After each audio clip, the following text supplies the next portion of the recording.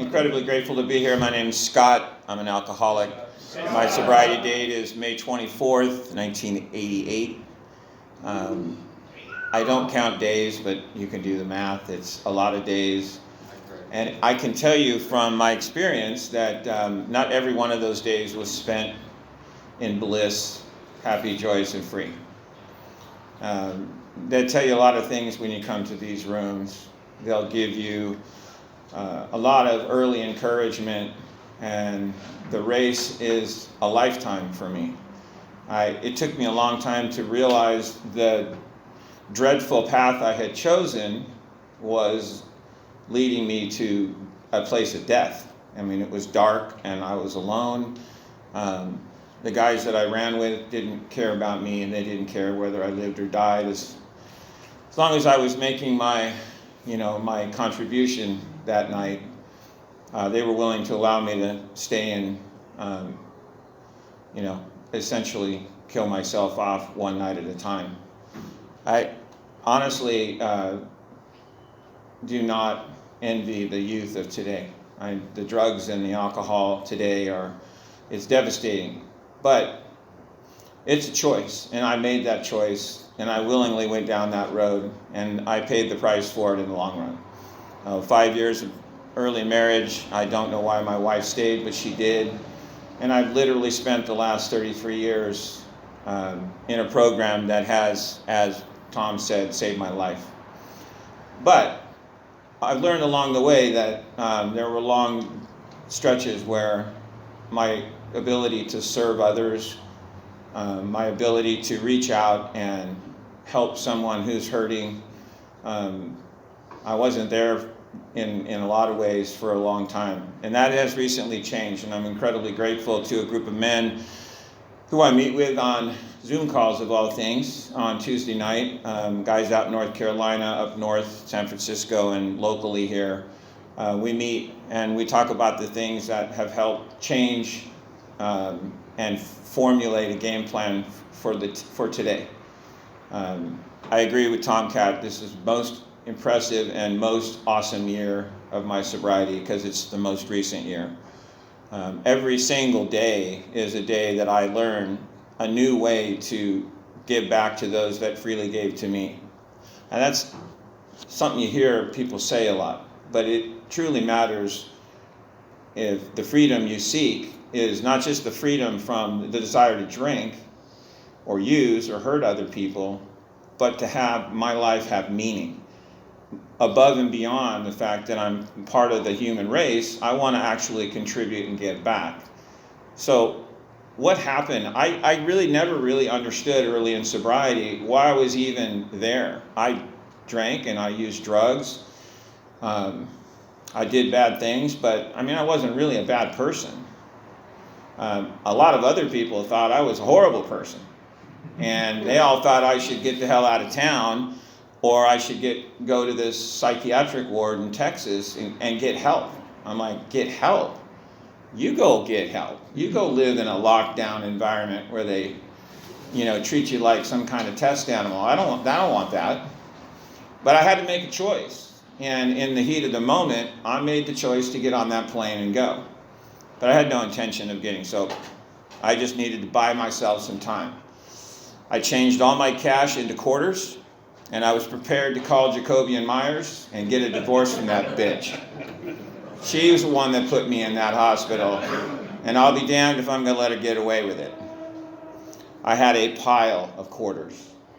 I couldn't figure out how to get them into the damn phone and make the connection, and so I sat there frustrated with all those quarters and nobody to call. Nobody would even take my call. 21 days after there, I left AMA. I was drunk within an hour.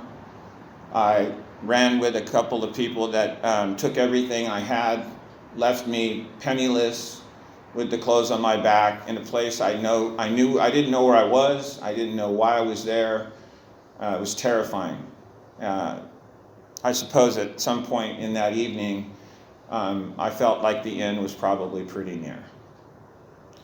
I can't even tell you how I got to this hotel, but I managed to find my way to this hotel. The girl that got me out, or that gave me a way out. Her father was the local sheriff, and he was trying to find me because I was the one that did his daughter in. I didn't do anything to her, but he wanted to take me out, and I was terrified of this man.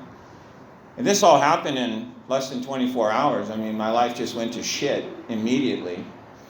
And I had some coin in my pocket, and I went to the gal at the front desk there, and I said, I need to make a phone call home.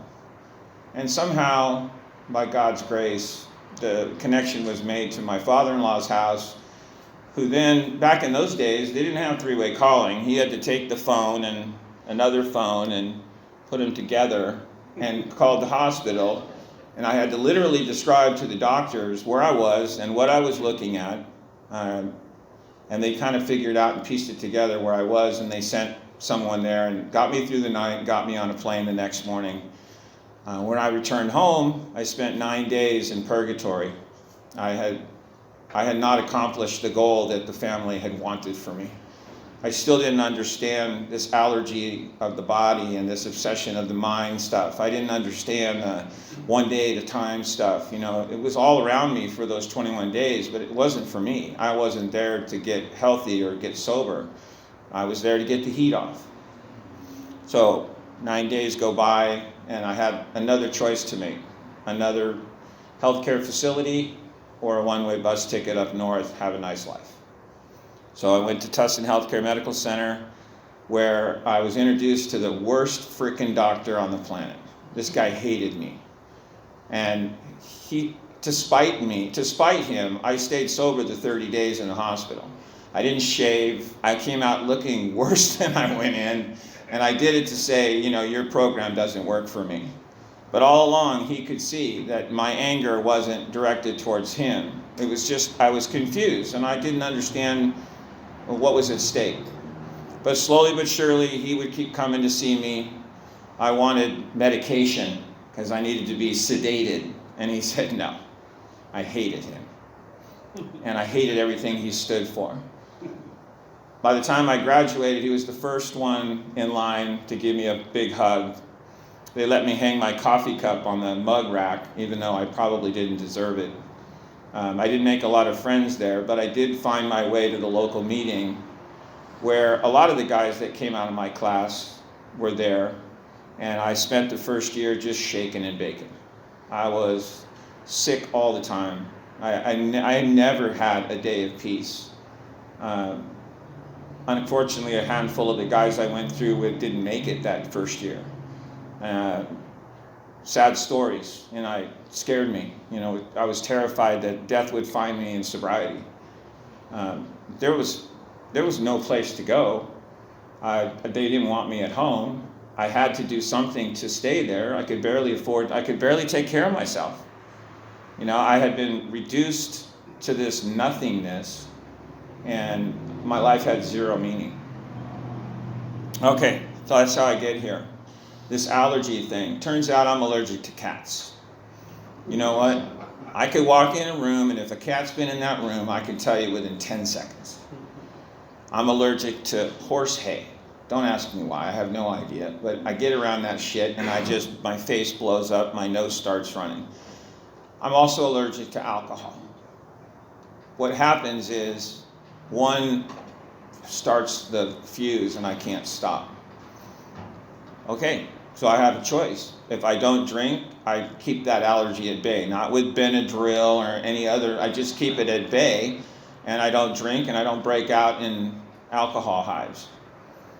Also, at the same time, they talk about this obsession of the mind. My mind's always working, finding an angle to get high. Someone was talking before the meeting about a midnight road trip to Vegas for a bag of Coke. That sounded like a party I wanted to be at.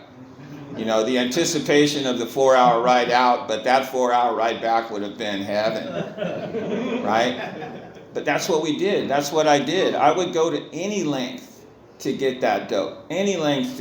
I walked into a 7-Eleven at 1:30 in the morning and walked to the beer case, grabbed a case of beer, put it on my shoulder, and walked out and flipped the guy off at the counter and said, "Fuck you, what are you going to do?" Nothing. Exactly. So, whatever was required, that's what I did. So they kept telling me that's the kind of mindset you have to have in Alcoholics Anonymous. You got to do whatever it takes to stay sober. Again, it didn't register with me. Many, many years down the road, and after a couple of sponsors and a couple of trips through the steps, I realized that the first step was the key for me. A full, total surrender that I had a problem. I mean, I was, they'll fake it till you make it for a long time. 33 years is a long time. And like I said, I didn't spend every one of those days, woohoo, it wasn't that way. And I don't know that anyone in here that has any time at all, even the guy with 45 days, can say that every day of that 45 days was blissful. Life is hard, and it's gonna test you. It's gonna challenge your girth. It's gonna force you to make decisions you don't want to make, and it's gonna force you to destroy relationships that you want to keep but are unhealthy for you. Changing playgrounds, changing playmates was one of the hardest things I had to do. Trying to explain to these guys that I couldn't see them anymore at the time seemed like the most brutal punishment of all. Now later, that obviously didn't hold water. These guys were assholes. They didn't give a shit about me. But at the time, it's all I had. And therefore, giving that up seemed just brutal. But I had to keep taking these necessary next steps. And I learned in the first 3 steps that I had to come to a place where I had to get to accountability. The first trip through the 4th and 5th for me were half measured at best. The second trip got a lot deeper. And in the final trip, I let it all go. My recommendation is let it all go. You got nothing to hide. Your higher power already knows. You already know. Giving it to someone else and documenting it is just the beginning of the beginning, not the beginning of the end. I can sit here and give you guys all kinds of advice on how to do it, but the best way I can tell you is stay in a group, get involved in service, reach out, help whenever you can. Practice humility like we talks about in here. Expect nothing in return for your good deed. And if you're lucky and you get to take that first cake, it's an experience you will never, ever forget. And every cake after has been nothing short of memorable. And I wouldn't trade this for anything. Thanks for letting me share.